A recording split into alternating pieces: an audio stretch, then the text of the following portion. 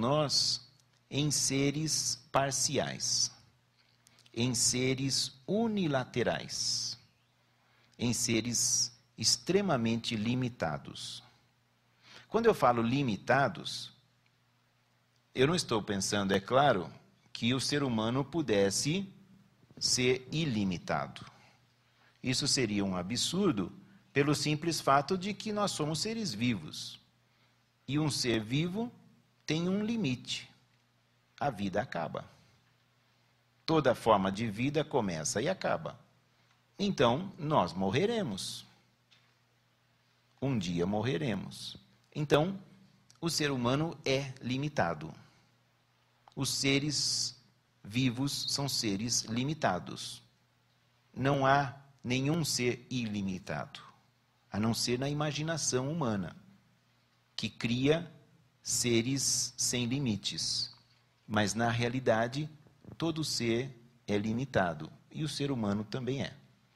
Pois bem, então ilimitados nós não somos. Mas os limites da humanidade já foram superados historicamente de tal maneira que, se antes, vamos dizer assim, as fronteiras que se punham à atividade humana como limites, e o ser humano não conseguia transpor esses limites, essas fronteiras foram sendo recuadas. Ou seja, o campo da atividade humana, historicamente, foi se ampliando. A humanidade foi conseguindo lidar cada vez mais com uma grande amplitude e complexidade de fenômenos.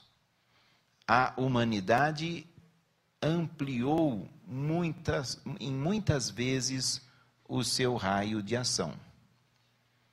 Então, quando eu falo que nós, ser indivíduos nesta sociedade, somos muito limitados, eu estou me referindo a quê? Qual é a minha referência para afirmar se um ser humano é limitado ou não?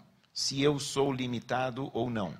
A referência é o quanto a humanidade já tenha conseguido fazer recuarem os limites. Ou seja, diante do processo das conquistas históricas da humanidade, nós, como indivíduos, poderíamos ser muito mais desenvolvidos.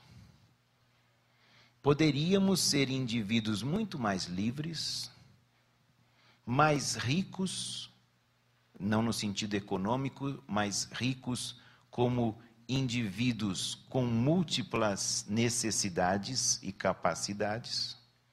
Poderíamos, enfim, ter uma vida que fosse muito mais interessante, muito mais enriquecedora para nós e para os outros, uma vida que tivesse mais conteúdo, uma vida que fizesse mais sentido.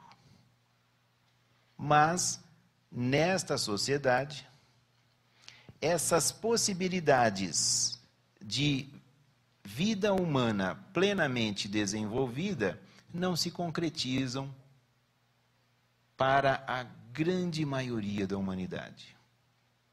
Talvez para alguns essas possibilidades se concretizem em níveis bastante elevados.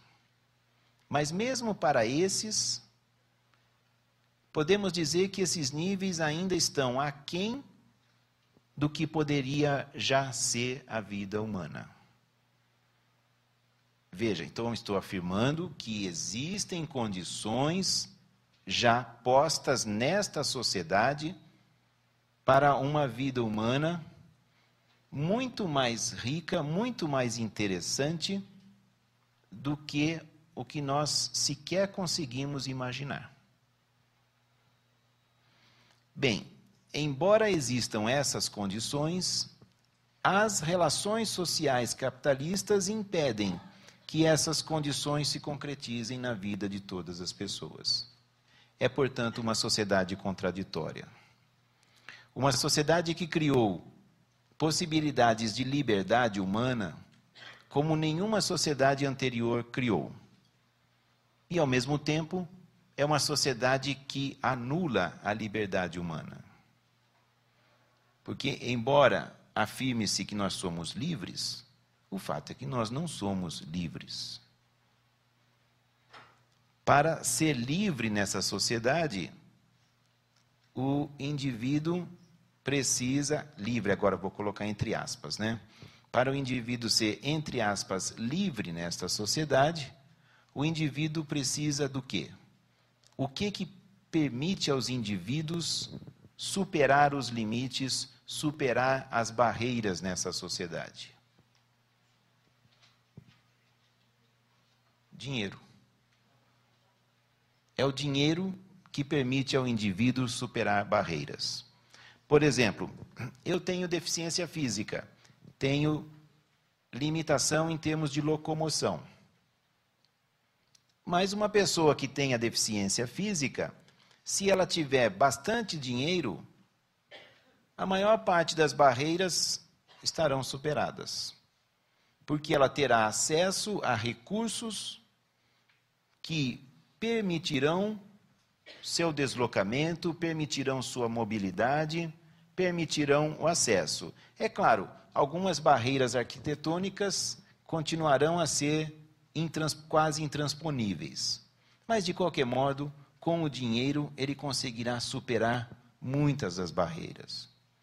Já se ele não tiver dinheiro, a limitação física será um fator limitante muito mais forte na sua vida.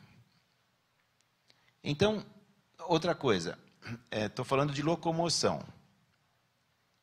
Bom, pela lei, a princípio, nós somos mais ou menos livres para irmos e virmos de um lugar para o outro. Mas para nós irmos e virmos de um lugar para o outro, nós precisamos de dinheiro. Quem não tem dinheiro, vai a pé. E quem vai a pé, não vai muito longe. Ou pelo menos demorará muito mais tempo para chegar a um local distante. Então, vejam, nós estamos numa sociedade que criou as condições para a unificação da humanidade, que criou uma cultura universal, mas essa cultura universal limita de tal maneira a vida dos indivíduos que praticamente a universalidade na vida das pessoas se vê apenas como uma possibilidade. Ou melhor, ela é uma realidade, ela está concretamente existente naquilo que de negativo essa sociedade tem, que é nossa escravização à lógica econômica.